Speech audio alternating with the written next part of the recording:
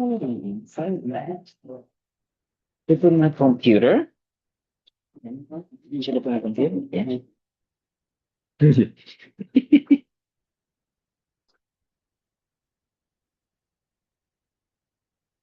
Thank you, dear.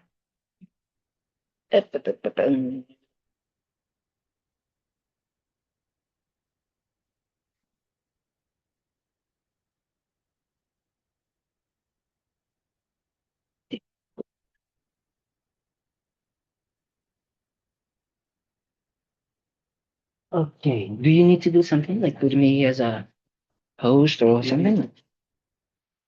You can host and then you can spotlight it. Who is doing it? Ah, of course. Can people online hear me?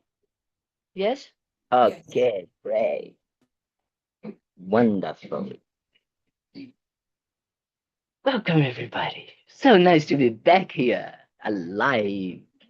We had an amazing time. Well, I don't know about them. No? We can check with them because we went to India and Nepal and we had a good time over there.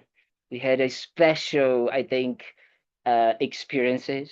No, we were able to meet the Dalai Lama, which was very special, and some of our other teachers. And then, please, yes, please have a seat. Don't sit on the floor; it's too cold. Yeah, yeah, yeah, yeah.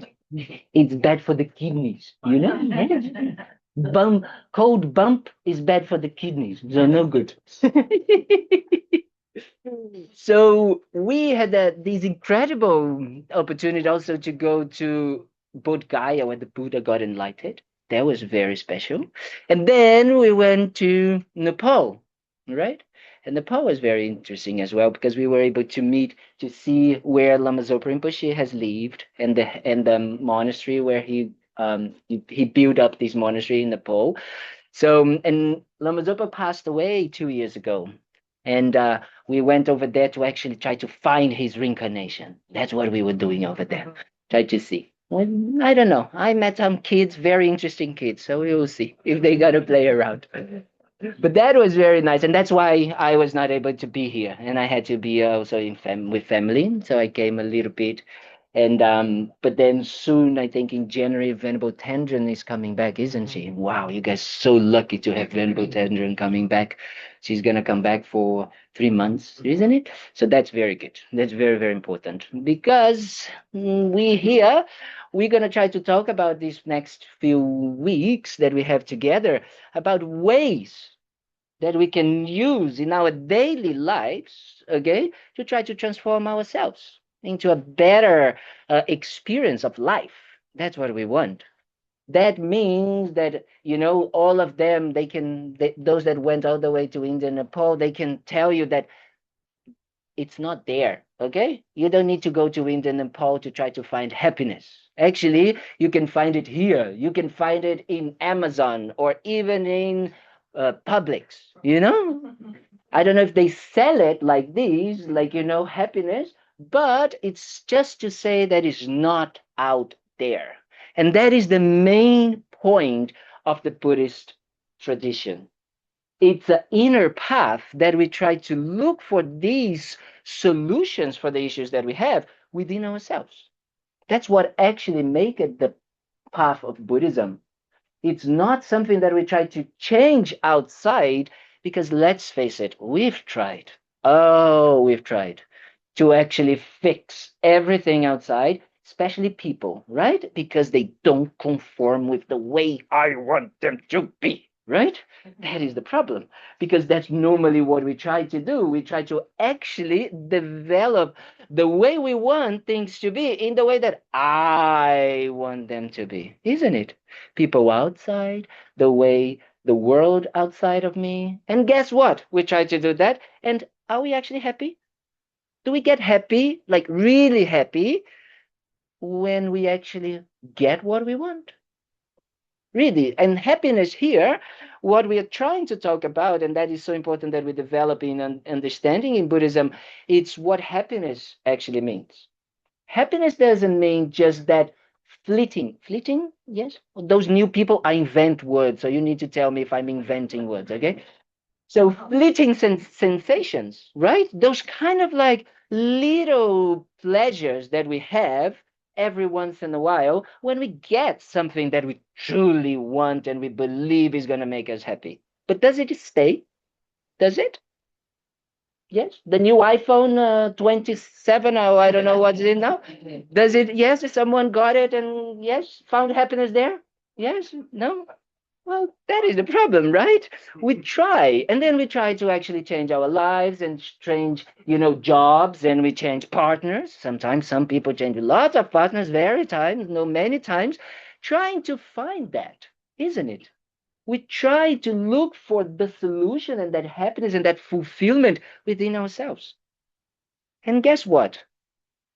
We do find a little bit of sensory pleasure, as I like to say, temporarily, isn't it?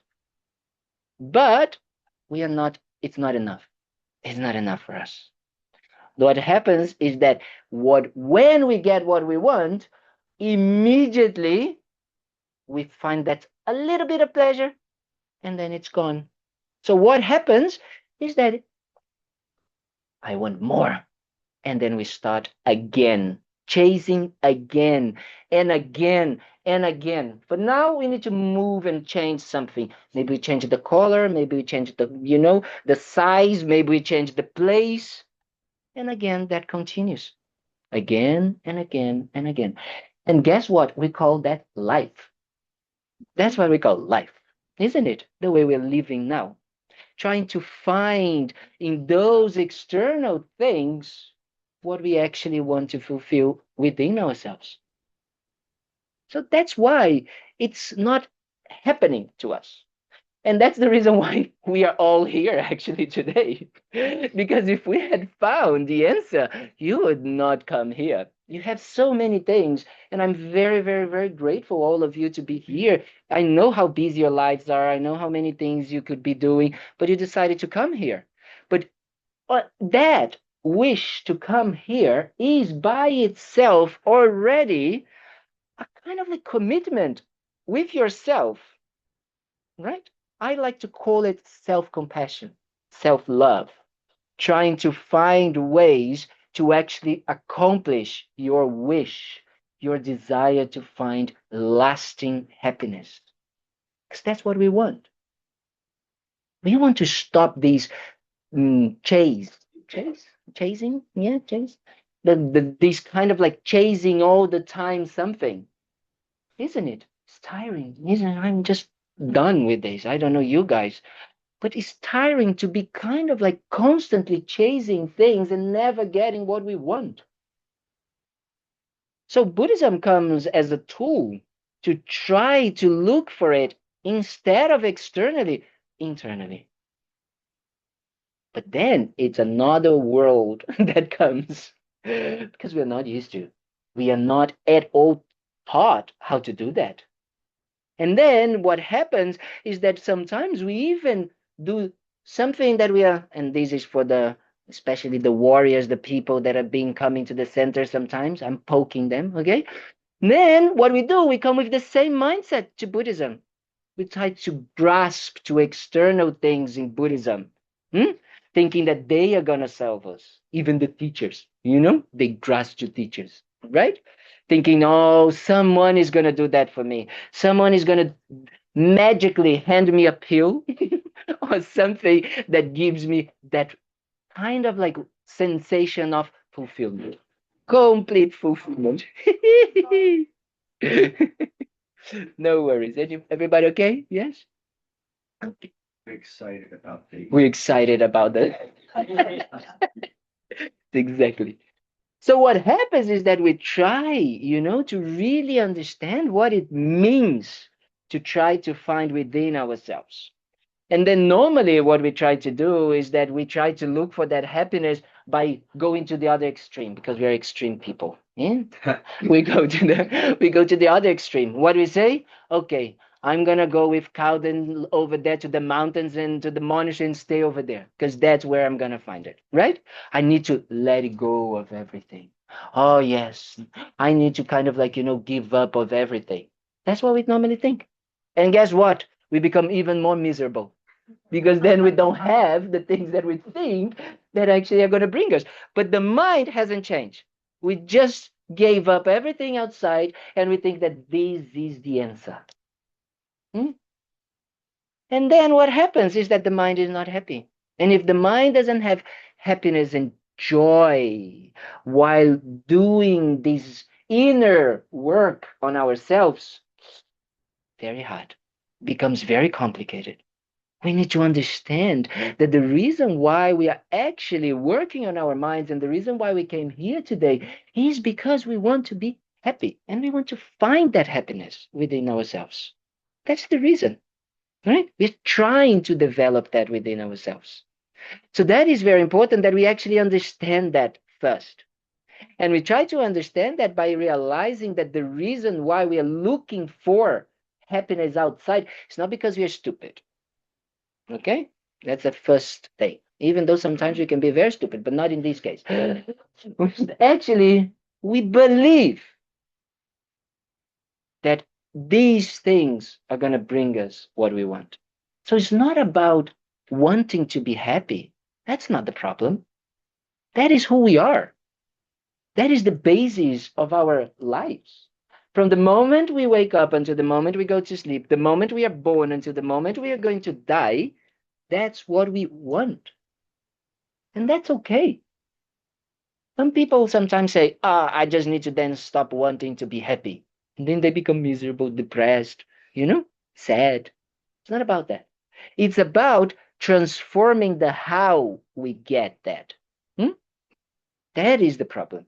Because the problem right now is that we are constantly trying to get something from objects, people, things that cannot give us that permanent feeling of happiness.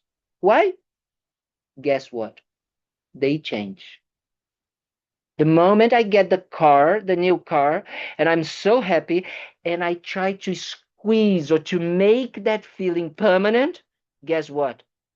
The car breaks. The moment I get, in love with that person and I'm so happy, that person dumps me. Right? The moment I get the new promotion, I get fired afterwards. This is the nature of things. This is how things are. Things are constantly changing.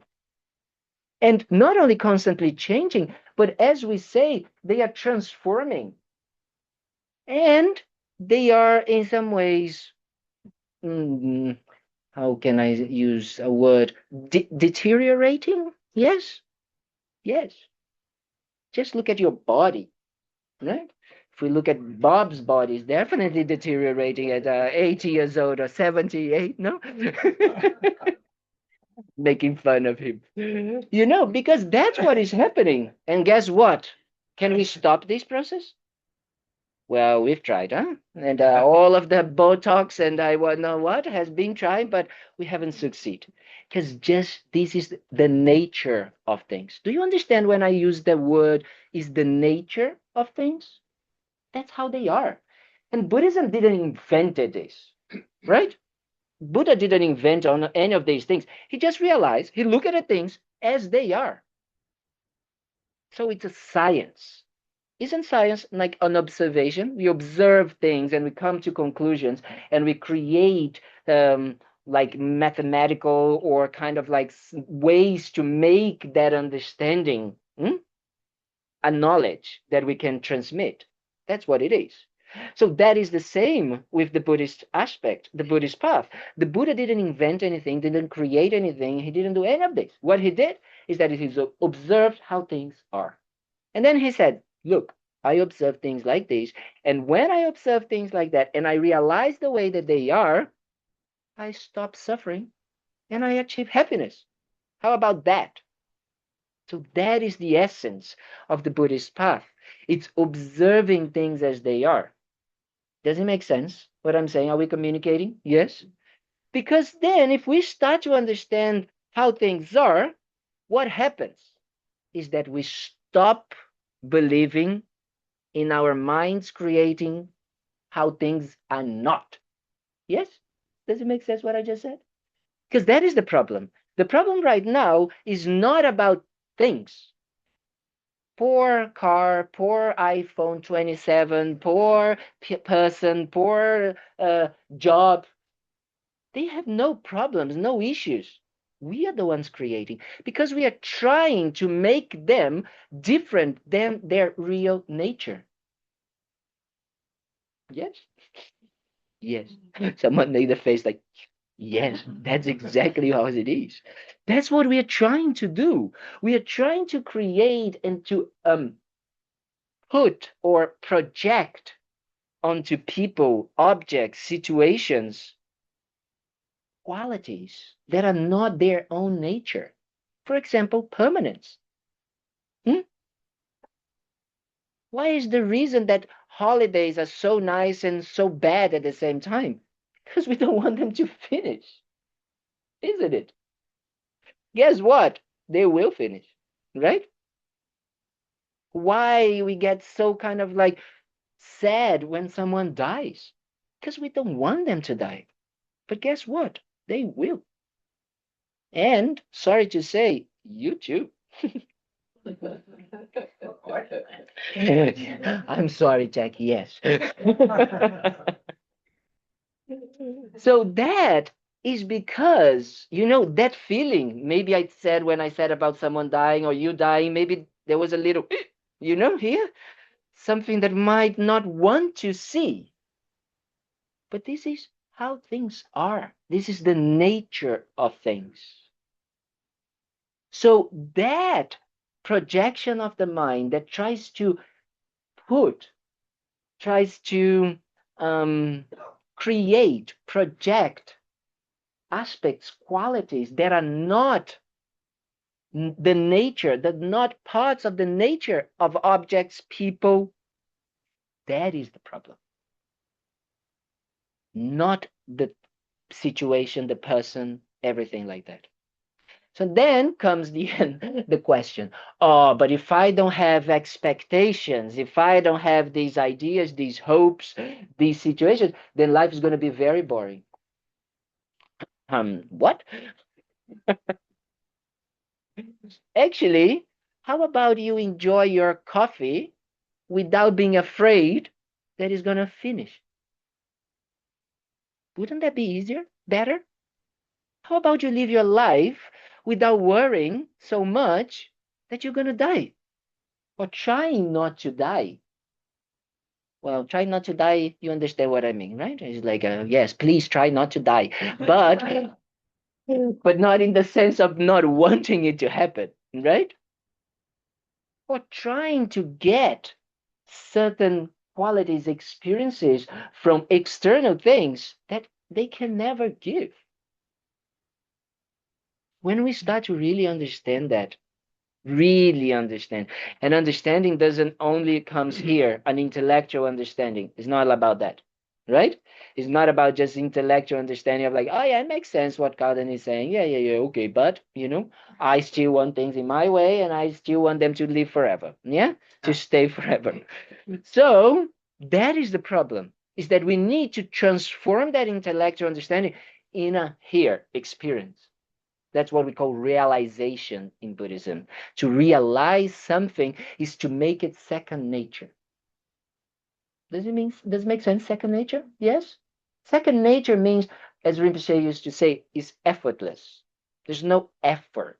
I don't need to think. I don't need to kind of like make it some sort of like questioning and analysis. It's just there. So I live from that experience of simply understanding how things are. And then life becomes actually truly happy, lasting happiness, peaceful type of happiness. So the question is, why are we not doing that all the time? Now that I explained what we can do, why we don't do it?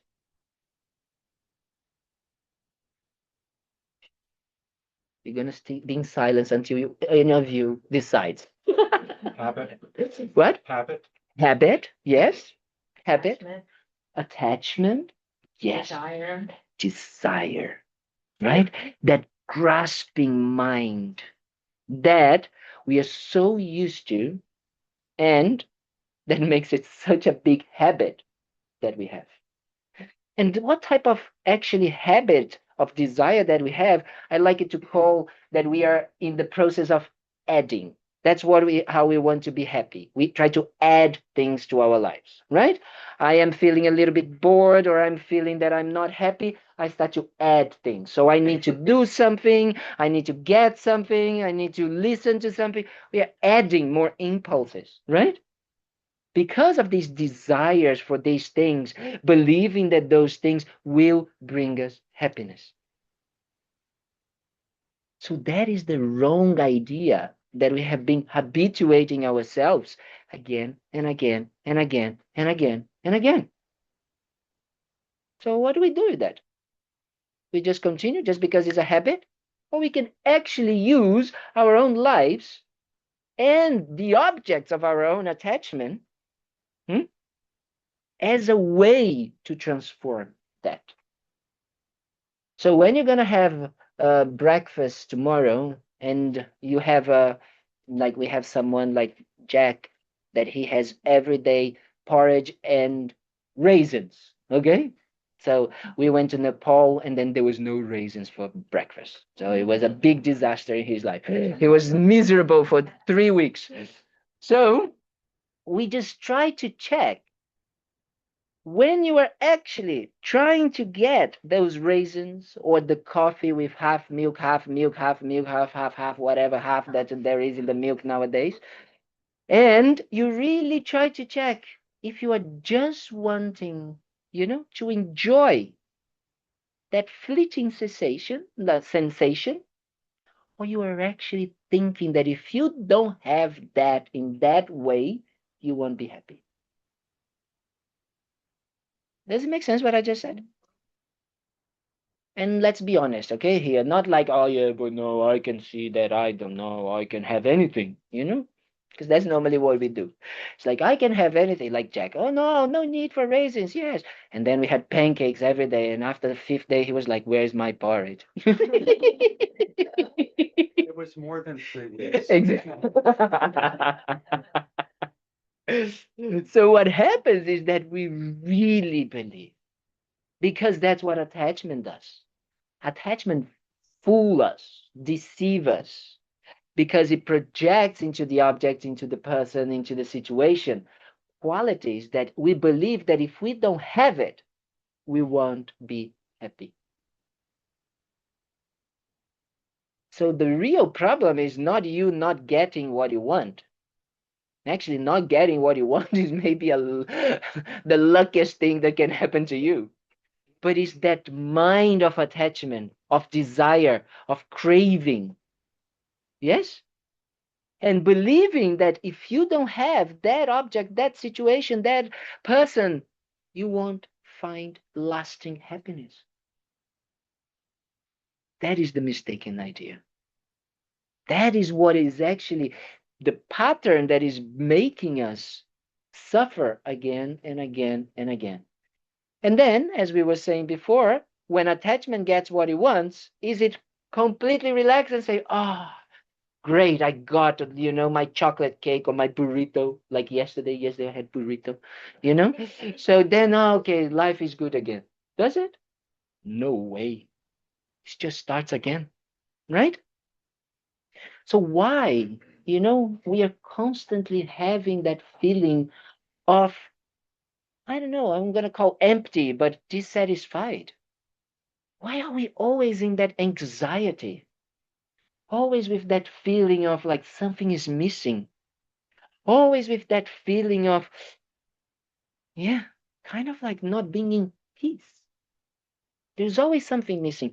And let's face it, our lives, is it really something missing? That we really need to be like, to survive, if we're actually going to say it? I don't think so. I don't think that we are. we have that problem, fortunately. So then, what we actually are doing is that we are believing in a mental state that we are creating ourselves. Yes, does it make sense what I'm talking about? Are we communicating? We are creating needs that we think are necessary for us to be happy. And who's creating that mind? The mind of desire, the mind of attachment, which is projecting qualities, which is projecting ideas, right? That are not part of the nature of the situation, of the object, of the person, and is grasping into it to say, if I don't have that, I will never be happy. Hmm? And then what we do, we start that if then problem. If I have that, then I'll be happy. No? Do you recognize that? If I have, or when I have that, I will be happy. When I have this, then I'll be happy. That's what we start to do. That's why we are so empty inside. That's why we are so, in a way, kind of like living our lives without meaning or purpose. Because we are constantly trying to chase again and again and again and again things that don't give the result that we want. So then what we think, then we come to Buddhism and we listen to the word renunciation. We need to renounce. And then everybody thinks that renouncing means you need to shave your head, give up everything, and then, go and then, oh, yes, you're renounced. Some people say to me, you are a monk and you have an iPhone, very bad. You didn't renounce enough. It's because people have that understanding that really renunciation means giving up objects. Hmm? And that's what we do sometimes. We think, oh, I shouldn't be doing that. I should be doing this. I shouldn't. Yes, do you understand? We start to become very tight about ourselves and about how we should behave, thinking that it is about the external things that we do that is actually going to bring the result, the inner result. By itself, it can't have it. We can't have the result we want because it's an inner experience. So how can something external give us an inner experience? That's what Buddhism is going to say. It can never happen. Actually, the inner result needs to be built inside of ourselves. And how do we do that? By understanding that mind of attachment and realizing how it is cheating us. Yes? And letting go of that mind of attachment. Not letting go of the chocolate cake, not letting go of the phone, of the car, of anything like that. Buddhism is not saying that you need to let it go of any of these things.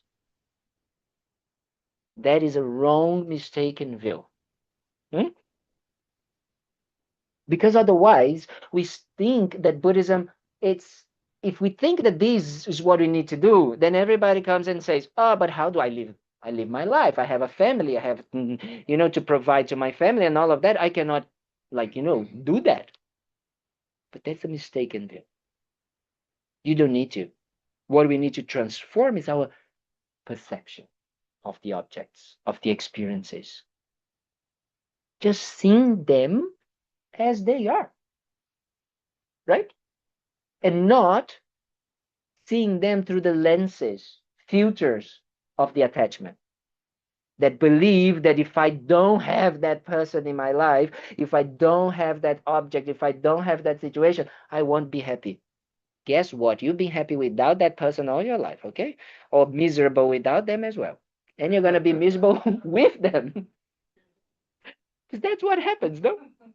Lama Zopa has a very nice story about, and I tell it about use Bob as an example as well, because Bob went to Hawaii last year. So this year, no? Yes, this year.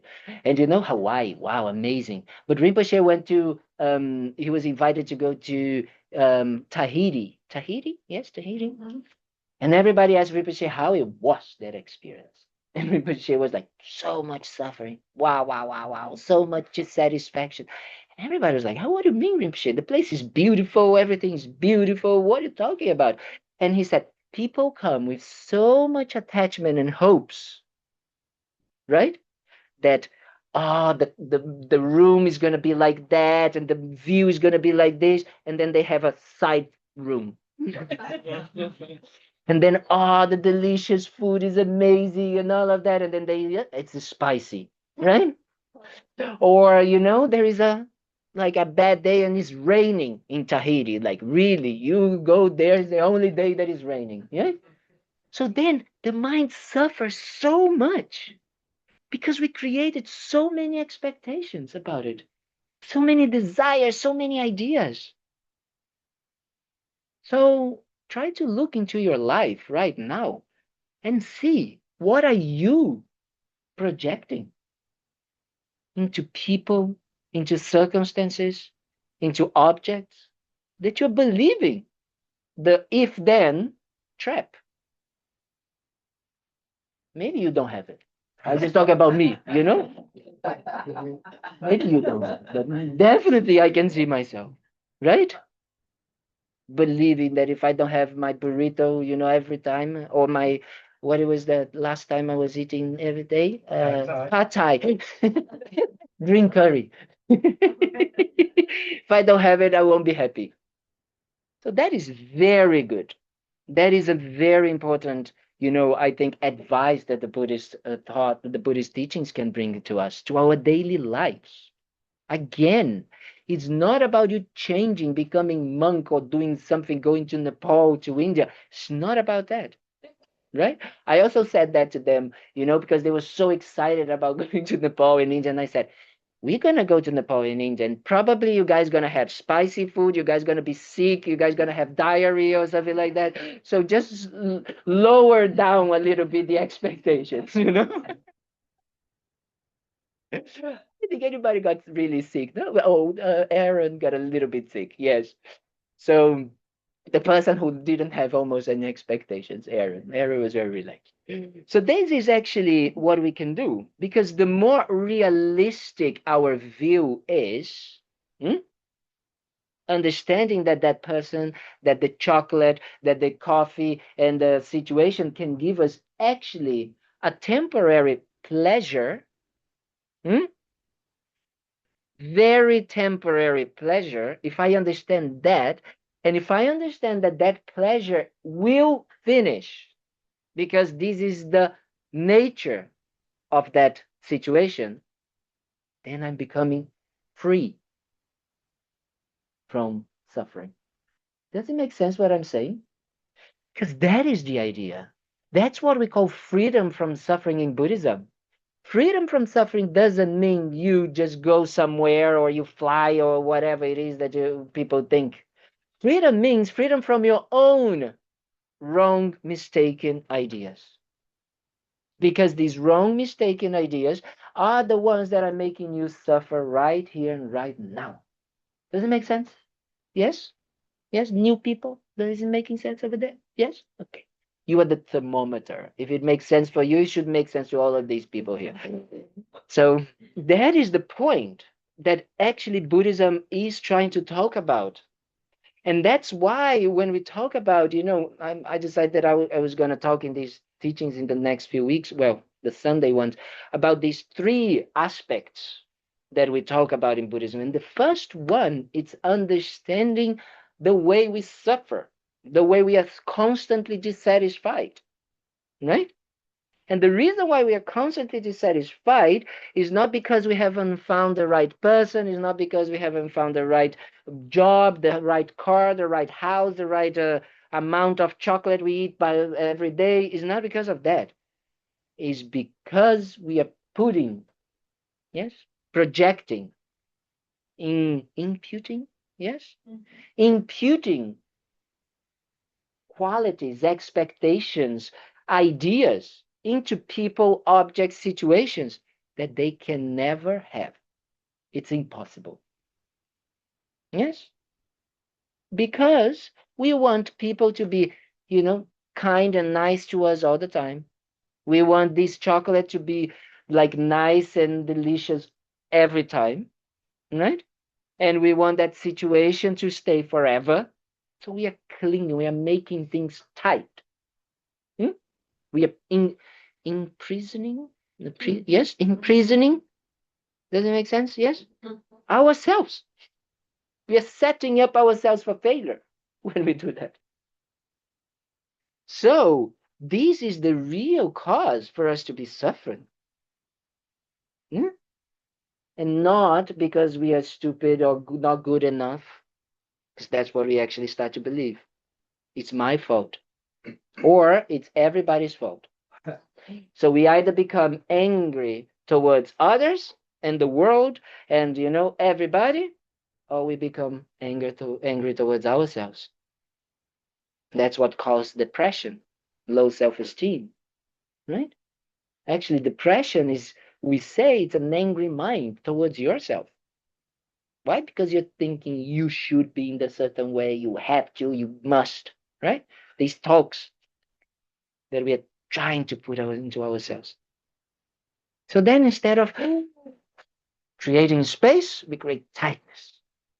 We create even more tightness inside of ourselves. Then there's no way to find happiness. Hmm? So it's about recognizing that the how we are doing it, how we are trying to achieve that happiness, that is the problem. Not wanting to be happy. Please don't stop trying to be happy. That's okay to try to be happy. That's our inner, His Holiness the Dalai Lama, he says, this is our basic instinct, our basic wish. And guess what? We all share that same wish. We all want to be happy and we all don't want to suffer. We all want to achieve that lasting, peaceful happiness. That is what we want. Not because we are kind of like, no, it doesn't matter where we are, where we are from, in which country, age, culture, anything, gender, anything. We all want to be happy and not suffer. But we are mistaken in the how. We are truly believing that actually developing and projecting those qualities, right? This permanence and this idea that these kind of like aspects outside can bring us happiness. That's what is going to bring us the fulfillment of that lasting happiness. No, actually, what brings us the lasting happiness is eradicating, eliminating those wrong ideas from our lives and staying with life as it is. Does it make sense what I just said? Yes. Do you agree with that? Do you agree that if we see things as they are, we have a more tendency to be happy? Yes. Most of Why? the time. Huh? Most of the time. Most of the time, when not. Well, when I'm here, it's easier. It is true. When we listen to these and we actually understand it more and more, then it becomes, yeah. But then that is the path of training, right? It's not going to be easy to actually undo or eliminate these wrong views. If someone said it was easy, please get your money back, and then you can, because it's not. It's not easy, and it won't be easy. And but I always say, I was having this discussion with someone, and we also talked about that yesterday. Do you prefer, that's a real honest question, to actually be living right now as you are, as we all are, with that sense of never enough, of always dissatisfaction, of always something missing, of only having very fleeting sensations and, oh, great, oh, wow, I'm so good. And then again, dropping back into that feeling of lost or anxiety or something is missing? Or do you prefer to actually be trying, walking towards eliminating that and knowing that it's going to be hard? I don't know you guys, but I have made a choice. 11 years ago, and I said, I'm not turning back. Right? And that's what we can do. We can actually develop that idea to really say, wow, and if we want, Lama Yeshe used to say something that I love. I found it so beautiful. Everything's on the tip of a wish. So it's just wanting. It's a matter of wanting. If you want, you can transform yourself. You can stop being a puppet, as we said yesterday, or a victim of your own mental issues, right? Your own mental kind of like projections. And you can be the architect of your own life. You can create your own life. And how about creating a happy life? Yeah. That's what Buddhism is just trying to propose. But not happiness in the sense that we are doing now, but a lasting type of happiness. A happiness that there is no more cheating minds inside of ourselves.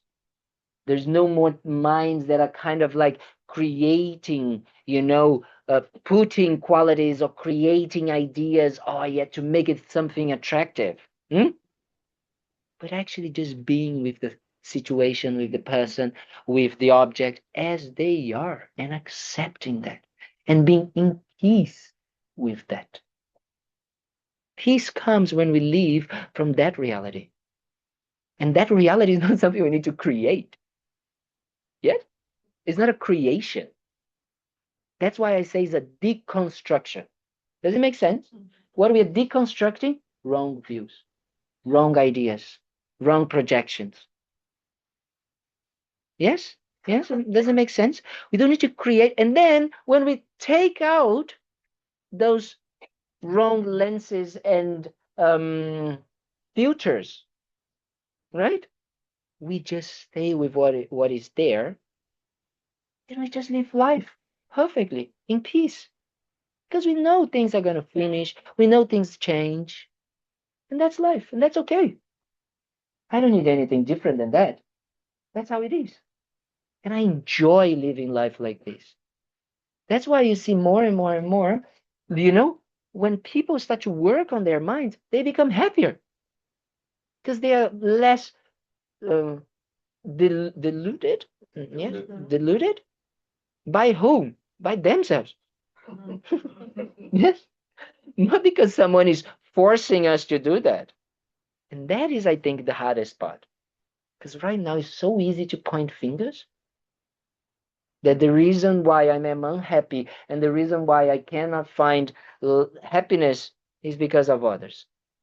Because my mom did that to me, my dad did that to me, mine, I don't know who, my this, my that, my boss, the president, and I don't know who.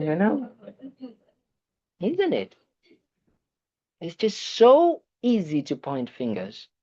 And it's so easy to give up our own responsibility. I know, I'm sorry. I sometimes say things that can be a little bit like rah, but that's it. You know, we are not here to sugarcoat. Yes, I learned these expressions. I love it. Sugarcoat, so cute. To put sugar in something. I think I'm gonna to sugarcoat things. No, no, no. We're actually thinking Buddhism is a realistic approach. So we are talking about how things are, right? So to understand how things are, we need to understand how we are not seeing how things are. And that is the real issue. Because as our friend here said, and because as how Peggy said, we are so used to see things with the minds of attachment, with the habit. It's so hard for us to see when we see a big piece of chocolate cake to say, oh, this is not going to bring me happiness, right? We truly believe it will bring us happiness. Hmm? But if you would, the more you would eat, the happier you would become, right? If happiness was an ingredient of the chocolate cake, huh? If happiness was an ingredient of the chocolate cake, the more you eat, the better, the happier you become.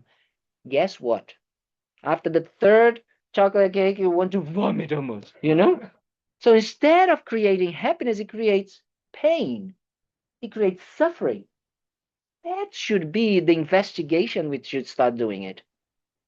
We should investigate that. Wait a minute, especially because, let's face it, we've lived a little bit, for a while. Not as old as Bob, but we all have lived here a little bit. So we all know, that we've tried. We've been trying. Have you catch yourself in those situations that you say, oh, here I am again? Yes?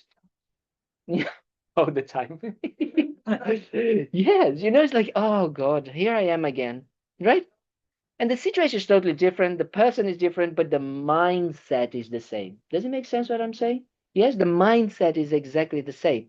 So we are constantly looking for a different result, which is lasting happiness, right? Doing the same thing again and again. Then I have to say, this is stupid. Yes? Okay. Then this is on a very kind of a conventional level. But that's what we are doing. We are trying the same causes and the same ways, trying to get a different result. Yes? Do you recognize that? Yes. That is the problem. It's that we need to change. Yes, please save me. So this morning I had good intentions Mhm.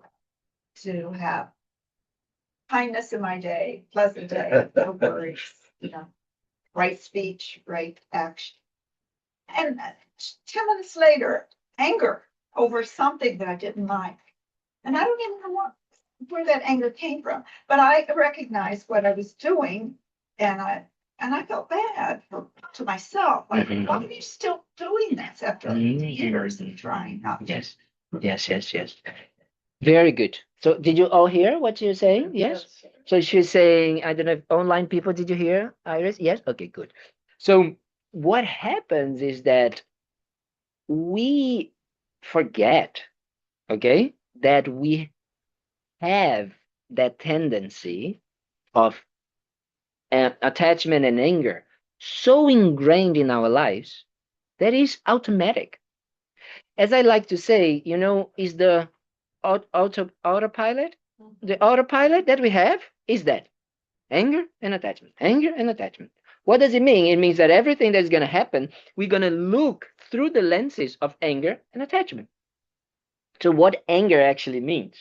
Anger means when I don't have what I want, I get angry. Or when I have what I don't want, I get angry, right?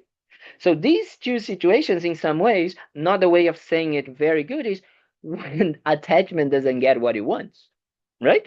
That's where anger comes up. When attachment doesn't get what it wants. Does it make sense? It means I'm having something that I don't want, or having something, having something that I don't want, or not having what I want. Yes? So when attachment doesn't get what it wants, it gets angry. Yeah? So this is just the autopilot, the patterns we have, right? So we need to start realizing that these patterns are very strong. But when we come here and then we start to listen to these, we say, oh, I can see this is the pattern, but I don't have to follow this pattern. I have a choice, right? And we need to start making that choice more and more kind of like consistent in our lives. Because right now, if we are not aware of the way we are responding to things, guess what? The autopilot is going to come, right?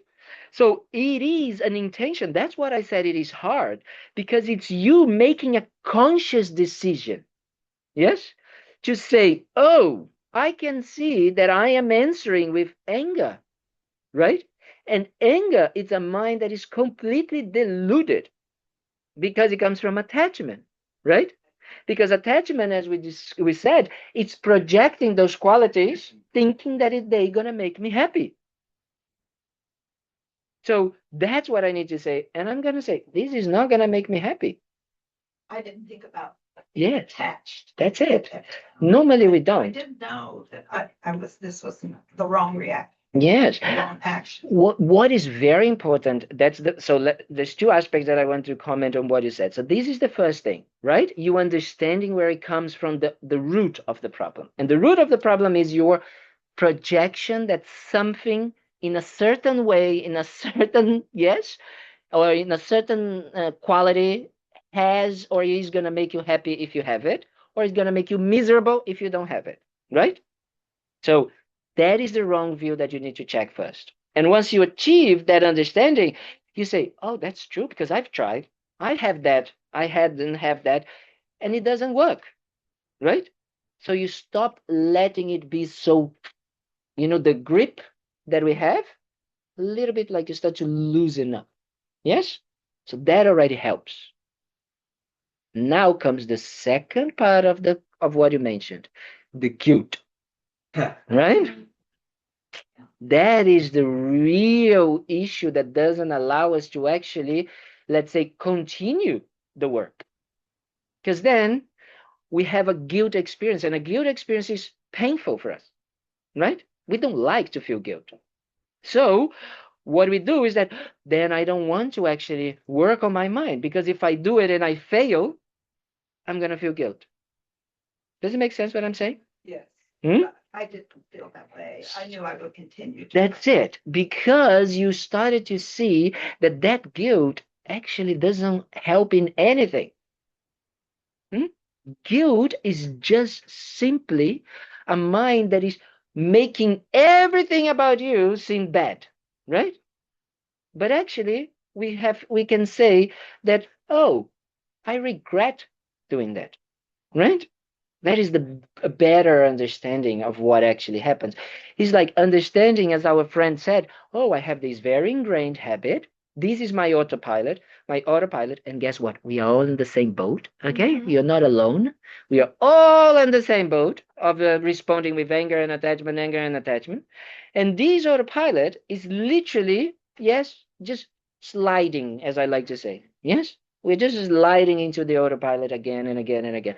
And we've been perfecting this for years and years and years and years. In Buddhism, we're going to say from like lives and lives and lives and lives, So we are very, very, very good at doing it.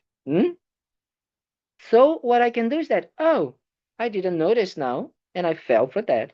And that is not good for me. And when I am in this mindset, it's not good for myself and not for others. So I'm going to try my best. And then you just keep going. Yeah. Keep going is the best thing you can do. Just keep going. Keep doing it. Keep doing it. Keep doing it. And with a smile, enjoying it. Why? Because as I said, now we have tools to deal with it. Right. So many people in the world are completely struggling with the same thing as us, but they don't have tools to find it. Right? Yeah. And what do? They go towards Instagram, like, brain rotting their minds for like hours and hours, and then, go to drink and alcohol, and then, drugs, and then, or doing too many things. It's just that, keeping themselves busy so they don't have to deal with what is actually going on, right? So now we have tools. I always say it's a toolbox training. The Buddhist training is a toolbox training. What it is, it's giving you, it's not giving, it's showing you that you have the tools, but you're not aware, right?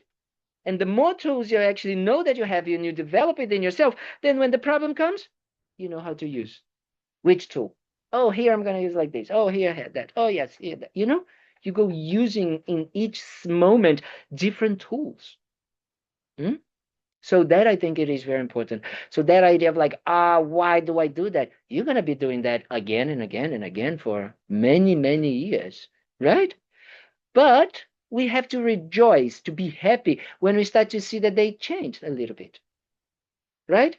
It's like, wow, now I am not angry, 7 days a week. I'm only 6.5 days, and that's great, right?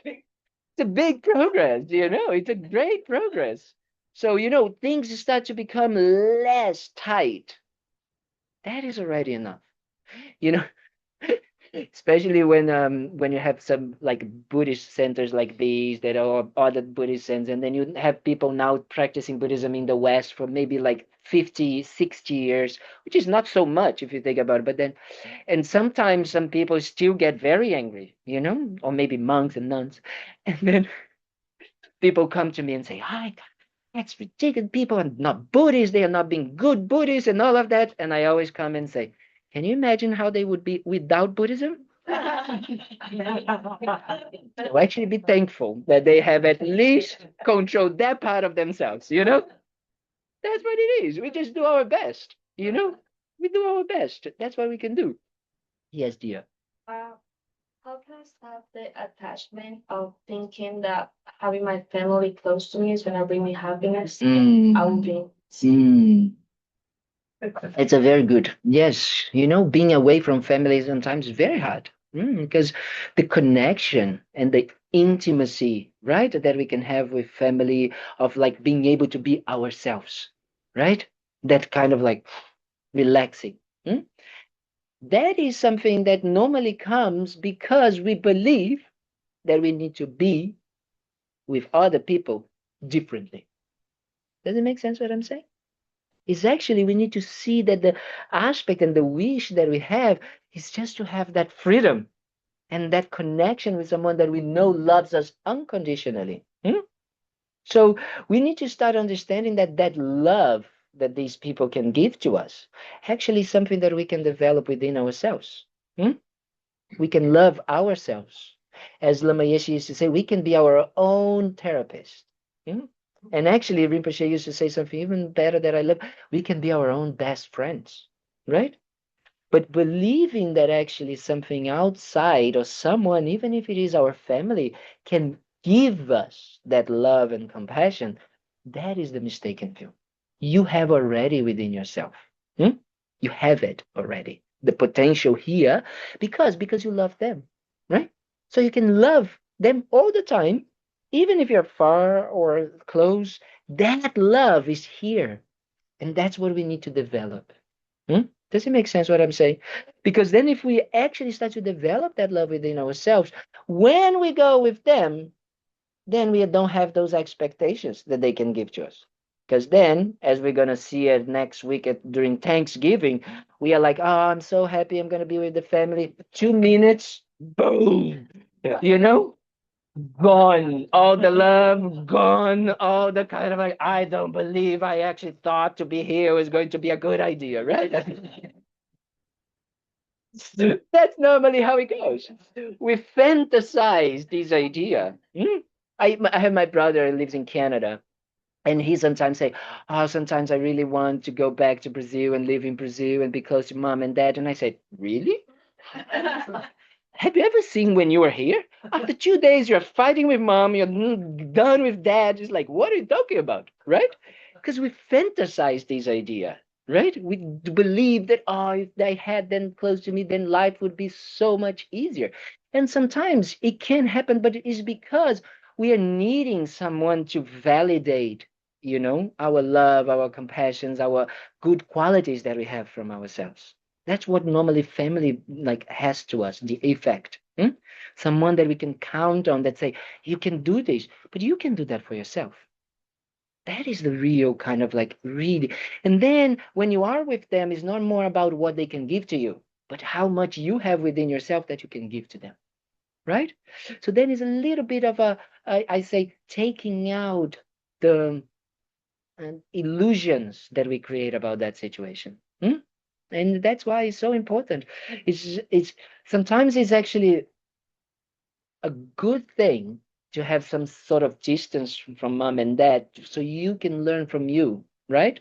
How you can actually be your own best friend, be your own love and kindness and compassion, because we need to love all parts of ourselves. That is the difficult. Because even those mindsets that are creating grasping attachment and all of that, why is it coming? Because it believes that this is the way to be happy. But it's not. So we also need to love that part of ourselves that is mistaken thinking this, no?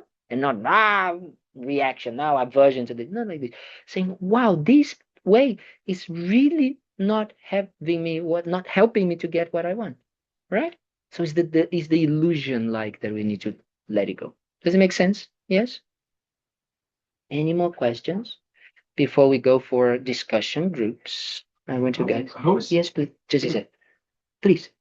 I'm wondering how to approach like accepting what is Mhm. and then seeing things in the world or like systemically, institutionally wise, injustice and this type of Yeah. stuff.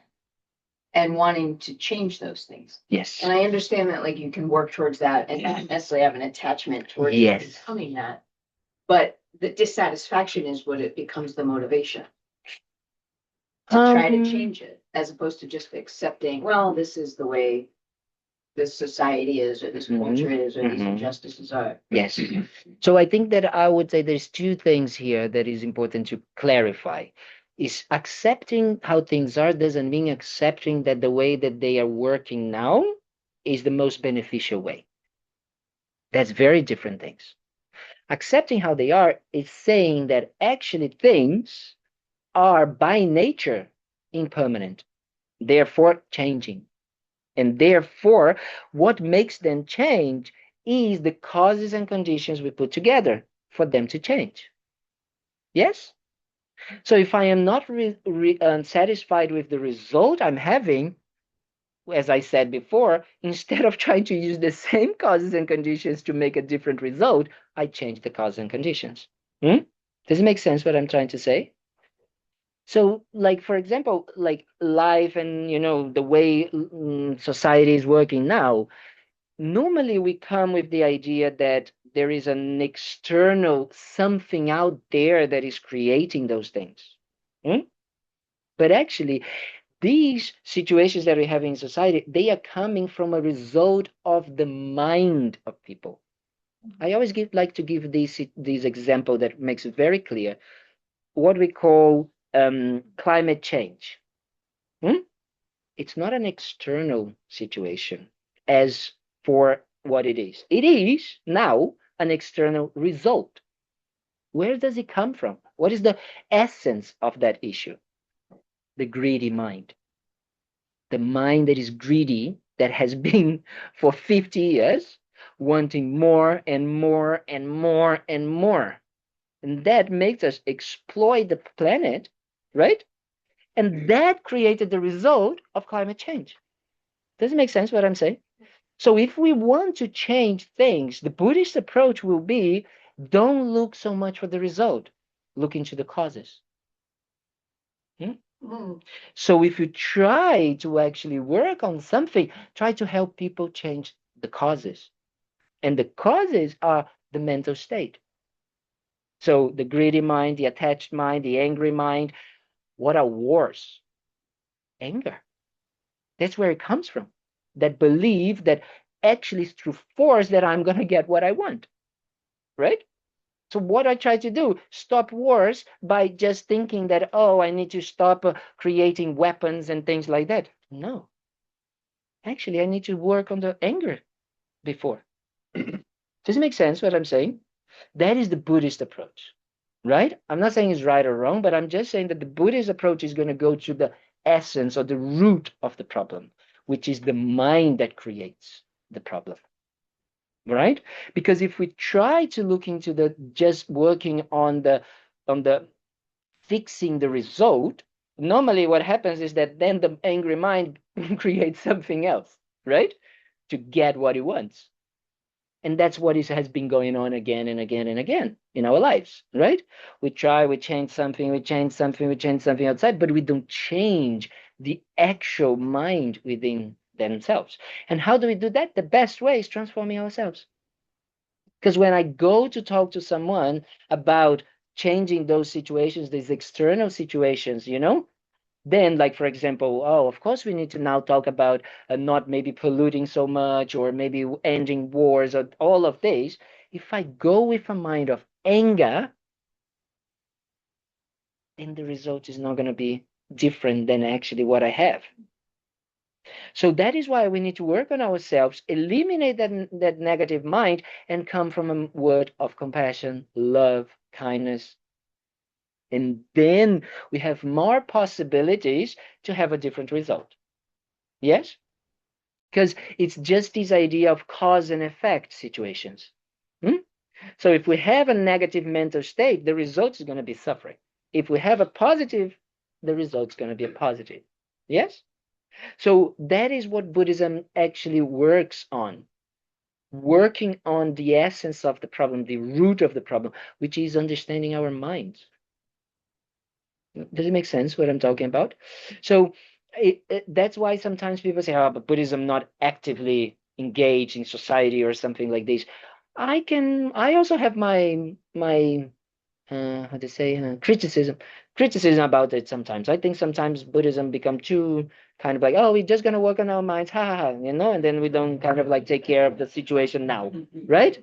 That's why I'm working more and more towards that, because I work it in with humanitarian aid and things like that. So, but that is why I think yes, we do have to do it, but if we just work on that, thinking that this is gonna solve the problem, it won't. So we need to go back to the mind, to the essence of the attached, the angry, the jealousy, the pride, all of these mindsets, right?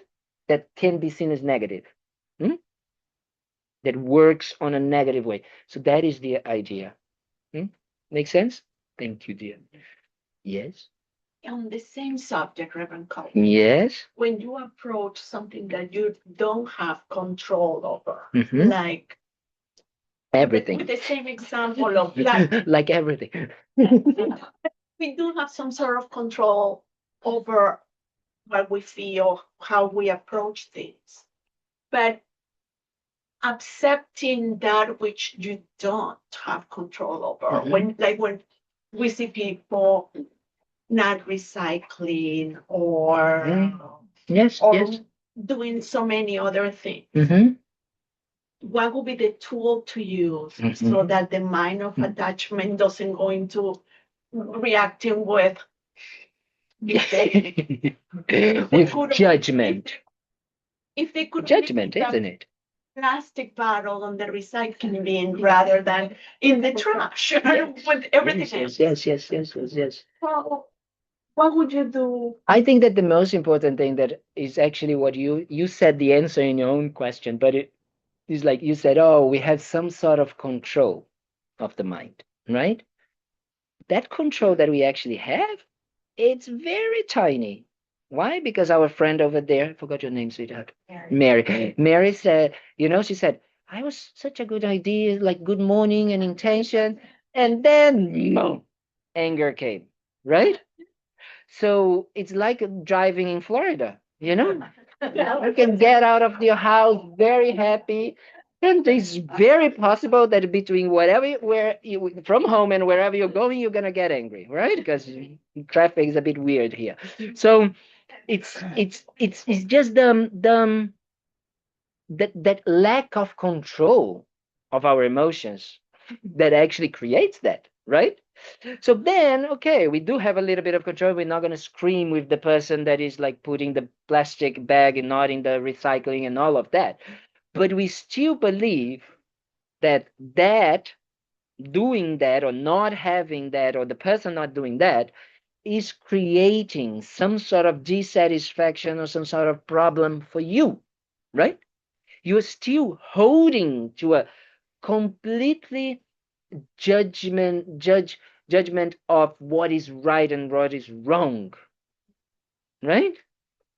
Without understanding causes and conditions.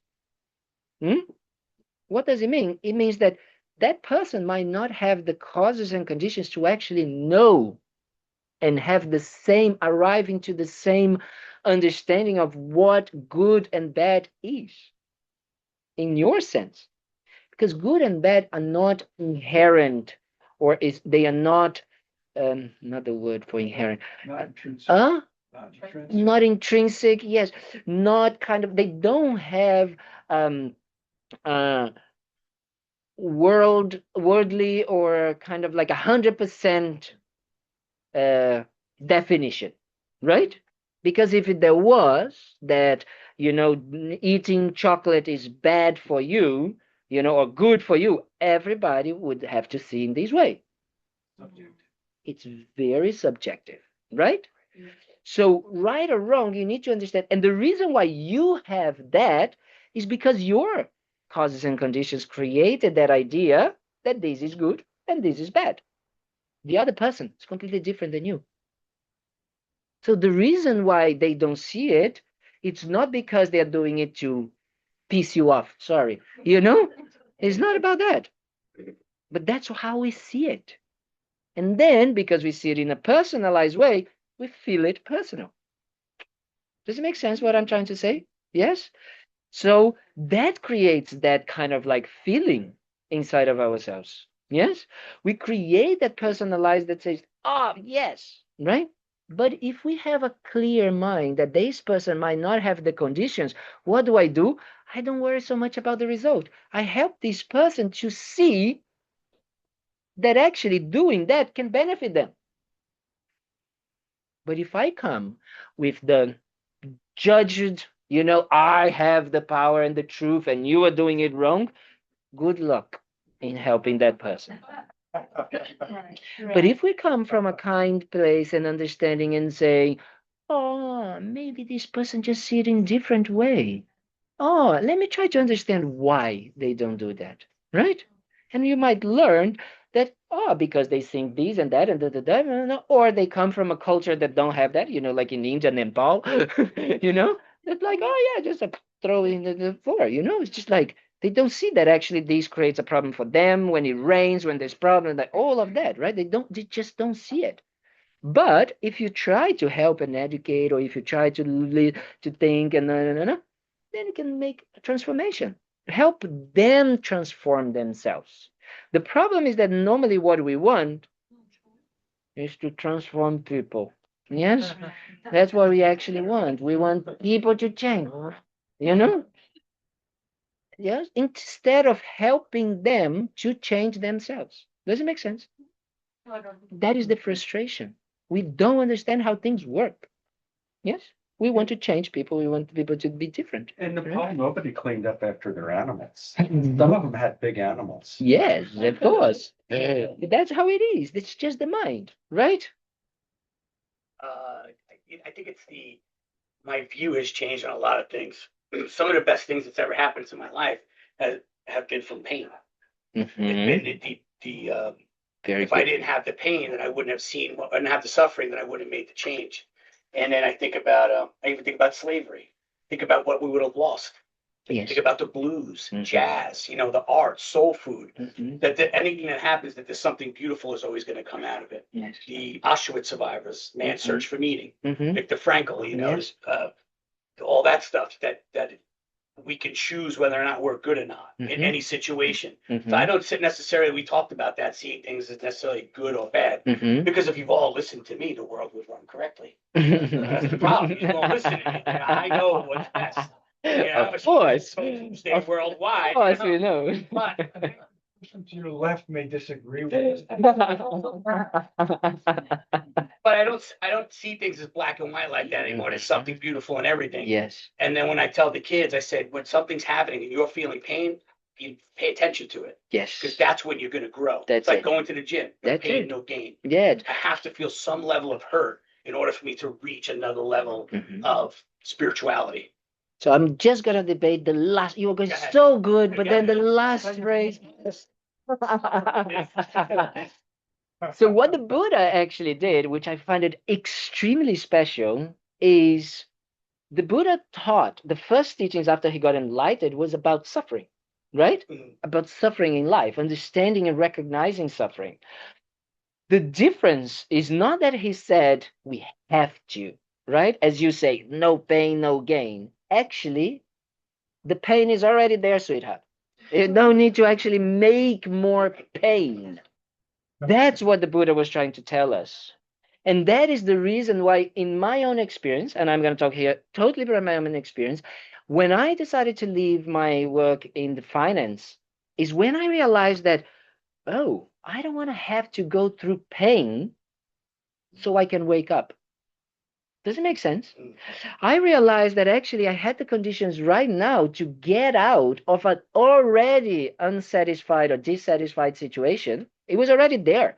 I didn't want to wait for my dad to die, my mom to have this, me to have a heart attack, me to kind of like be suffering in some other, like a real big pain for me to change. And that, I think, it is the basis of the Buddhist teachings as well, is recognizing that the pain and the suffering is already here. Yes, but situations happen with more pain, right? Like, for example, suddenly we discover a cancer, or suddenly we discover some situation. So then we can use that as a starter for change, but we don't, have addiction to pain. right?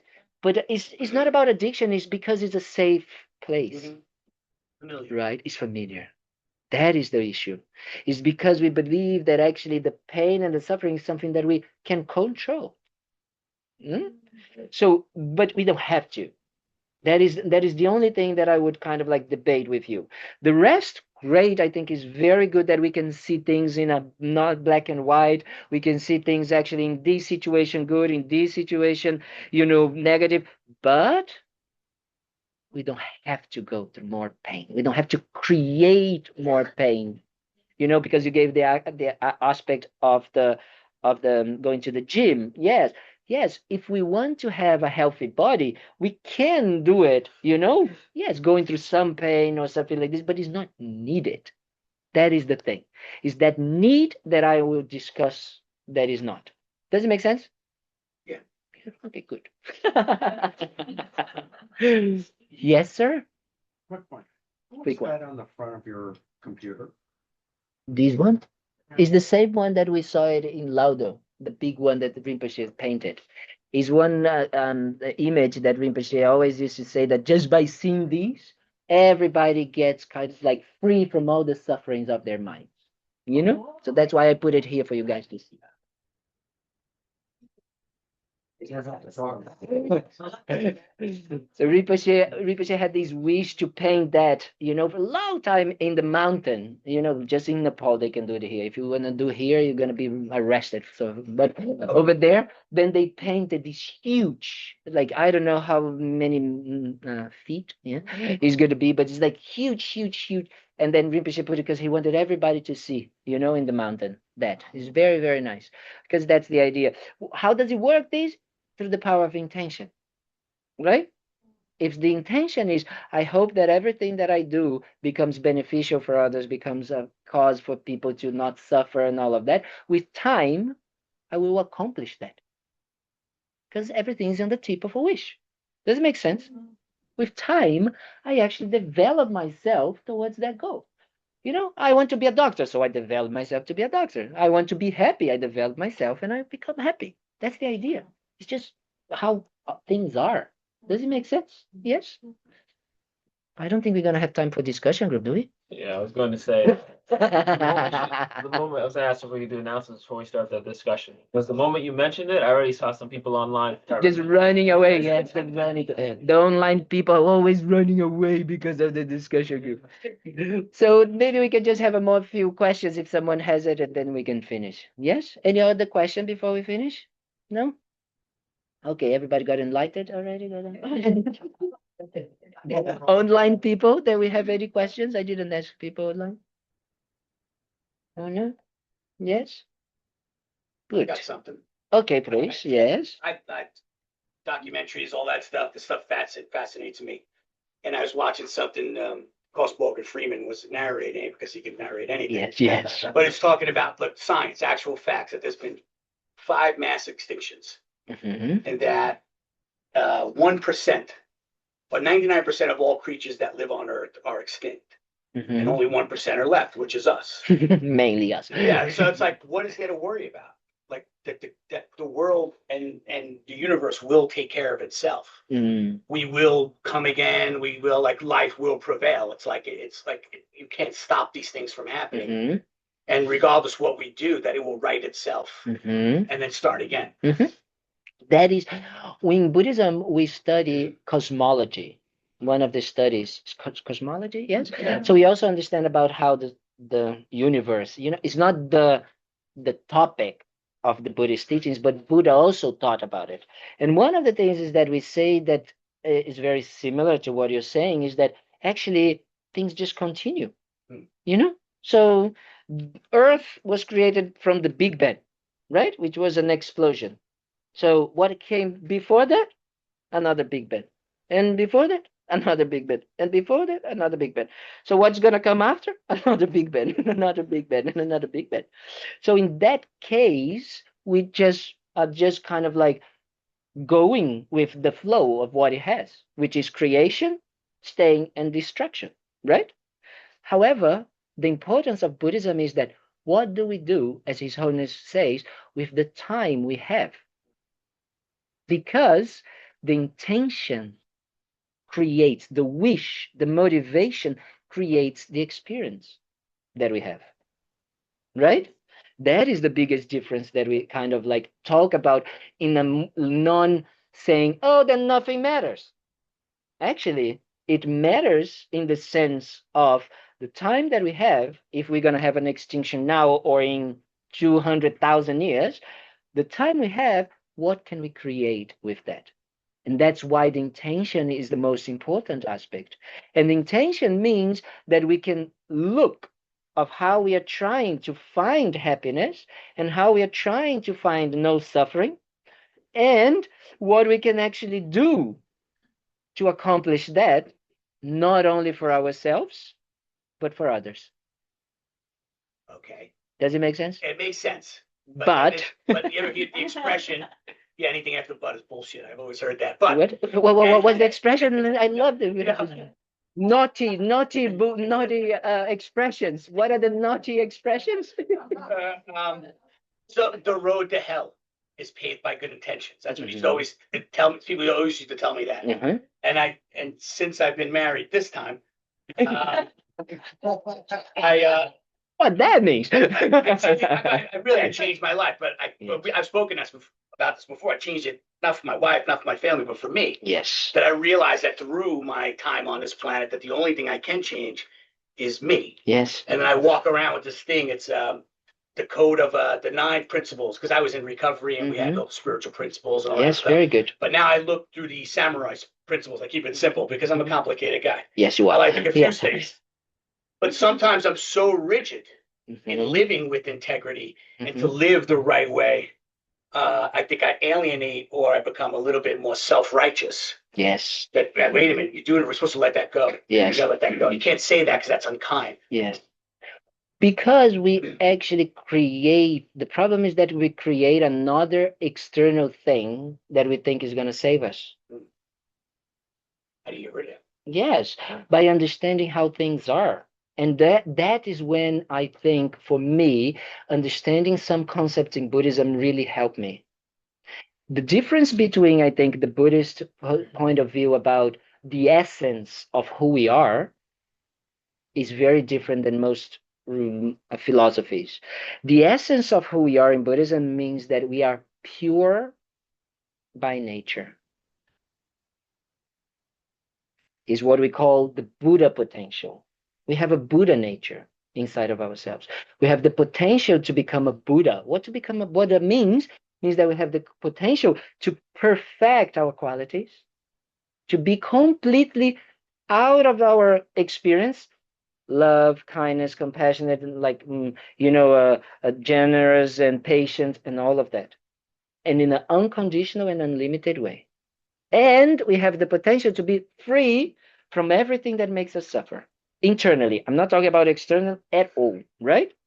So we have that potential within ourselves.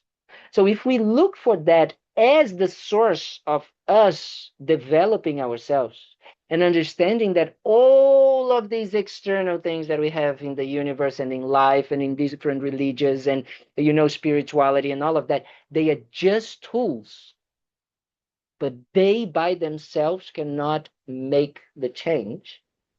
We use them as resources, but not as the ending goal. So it's not about creating an idea that you should be in a certain way than in another way. You said yourself, I don't see things so black and white. But then when you do it, you're doing that, right? You're doing that with yourself. I should be in a certain way. I shouldn't be. So you're creating the causes for tightness and suffering. So that is the idea. Who, me? Yes, yes, yes, yes, you. That is the problem. Because then we start to develop these misunderstandings. Hmm? So that is something that for me is like even Buddhism is just a tool, not the main ending goal, right? The ending goal is to develop my own heart, perfect my own qualities, really give up, like let it go of my confusions, and then I can actually be of benefit for myself. And once I discover that within me, then I can help others, right? Because otherwise, how can because why? Because we need help. Yes, we all need help. Everything that we know is taught from we walking to eating to speak to everything. So they also can, but they cannot save us. That is the beauty for me in Buddhism. We talk a lot about our teachers and being kind of like so important to us, but actually at some point you realize that the teacher is just there to show you the way. Guess what? You need to do the walking. I think Jack found that when we went out the way up to this, to the, he said, "Oh, we gotta go up to the mountain. So beautiful. I need to walk." Yes, right. So that is the idea. That is really the idea. Does it make sense? Does it help? Yes. Okay. Yes. And I think there is where meditation Mm. plays such a beautiful role, Yes. helping us go beyond the mind. Yes. And Meditation is one of the main tools in Buddhism that we use, right? Because what we do is that meditation means familiarization. We are trying to familiarize ourselves with these other concepts that right now are totally different from what we have. Yes? So it's a familiarization. So we're trying to familiarize ourselves and try to transform from an intellectual understanding to a transformation, as I said, second nature. Yes? Yeah. So that is the idea. Yeah? Do you have a question? Yeah, what practice do you recommend, or could you recommend that we could do moment to moment to Mhm. be in the present? Um, just being in the presence is not going to solve the problem. That's the first practice we should do it. Just being in the present moment, and we don't know what to do with the present moment, then what? Because as Mary said, she was maybe aware that she was getting angry, but anger was there. And then what do I do? Right? So we have different tools that we can actually use when we are aware of what's going on in the present moment. So to get into being aware of the present moment, doing what we call calming the mind or focusing meditation, best. Focusing on the breath, right? And really familiarizing ourselves with that, bringing ourselves into the body, doing body scan, all of these incredible tools that we have to bring our minds, what we call mindfulness, bringing our minds into the present moment, right? However, mindfulness by itself doesn't create change, just becomes very aware. And then you can have a how this sniper that needs to be very aware what he's doing, right? But he's doing negative things. So the idea is to actually, once you become aware of what is there, that you know what to do. And then, for example, let's say anger is coming, like Mary who doesn't have anger. Then anger is coming up. What do we do? Then we need to check what is the best in that moment. Do I see that anger is negative for me? I see that this is not going to be helping me. Should I try to see what is the attachment that I'm having over there? Oh, I can see that I'm thinking that this attachment is going to bring me happiness, but I see that it doesn't. You think, you analyze. Buddhism is based on logic. There's no blind faith in Buddhism, right? Or you can try to go a little bit further down, which is seeing the nature of the thought or the emotion, which is just like the cloud in the sky. It's just a sky, it's just a cloud coming up. And I'm giving so much attention. And then let it go, right? That will not make it disappear. It's going to make you space, but then you need to see it. Does it make sense what I'm saying? So there's many tools. Yeah. We go like slowly, slowly develop. I think we're gonna need to finish, but then you come here and we talk. Yes, you come and ask. Thank you so much. I hope it was in any way beneficial what we discussed today. These teachings or these talks is supposed to be useful. So you guys have homework. Don't believe that you come here that you don't do it. Try to check in your minds Yes, what is going on, and trying to see, especially how you are when you are craving or having attachment or doing whatever you're doing, having breakfast or whatever, how you are believing that this is going to bring lasting happiness to you. Yes, try to check what in your life right now, objects, people, situations, you are having that idea that bring lasting happiness. Does it make sense? And they are permanent and they should be like this and you're holding on to them. Yes? Just try to check. And then you're just checking. Just checking is already good enough. If you can, you try to check, oh, maybe it doesn't work like this. Yes? And investigate a bit more. Does it make sense? Homework? Yes? Okay. So we do have teachings tomorrow at 7 p.m. So we're going to talk about developing compassion. Yes?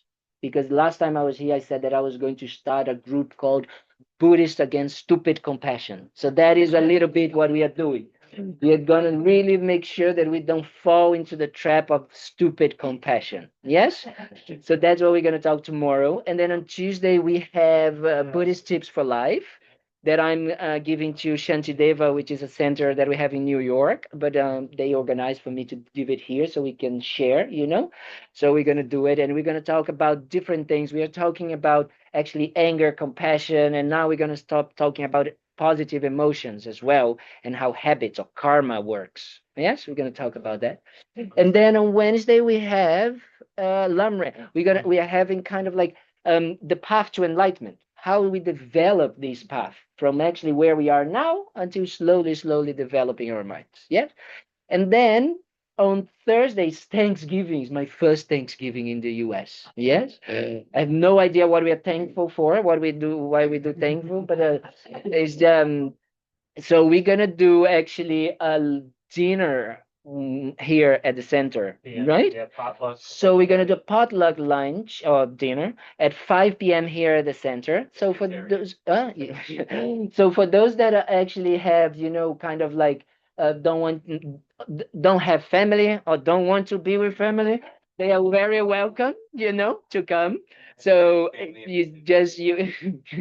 so you just kind of like can bring your friends and family and you can kind of like, you know, come. It's a way for us to be together as well. So it's a nice way for us to, you know, bond and connect in a different way, and eating always a good way to do it. So we're gonna do that from 5 to 7. It's a vegetarian day. I know that normally people have turkey and all of that, but actually we believe that we don't need to cause that suffering to be happy.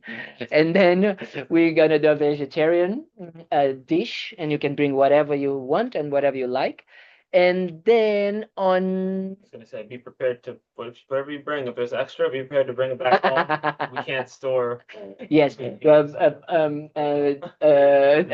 Anthony's very worried about we leaving food here because then comes a lot of animals and we don't want to kill them. So then we have a problem because then they stay. So we need to make sure that we can have it, make sure that they don't come. And then this is on Thursday, and then on Friday we have medicine Buddha Puja. Have you worked 7 days? No. 7 days a week. That's good. Very good. Very good. Very good. Now then I don't have time to me. I do this. So then on Friday we have a puja, which is a medicine Buddha puja that we do for people who are going to different things, and you know we do aspirational prayers for people to be free from suffering. It's a very beautiful prayer. This is on 7 p.m. on Friday. And then on the 29th, so next Saturday, so on Saturday, we're gonna do an outing to Lake, whatever is the Okeechobee. So I haven't been there. People say it's very nice, but we're gonna go over there because we have a plaque. They're just over there, which has some prayers inside of these plaques. Very powerful prayers, because those beings, you know, many years ago, they told that everything that touches, you know, water and all of that. I'm looking at our friends. We went to well, what's your name? Everglades. Everglades National Park this year. Then we went over there to actually to put the plagues, to bless the place. You know, we probably can be arrested or something like that, but we didn't go. So it was very good because we put the plagues, and it should be absolutely, you know, kind of like good for people and for the place to pacify, you know, the energy and the elements. So we're gonna do that in Lake Okeechobee. Yeah, and then next Sunday we are here again. Okay. Thank you so much. Thank you, everybody. Have a wonderful day. Thank you. Thank you. Thank you. Thank you. Love that. Bye, everybody. Thank you. Thank you.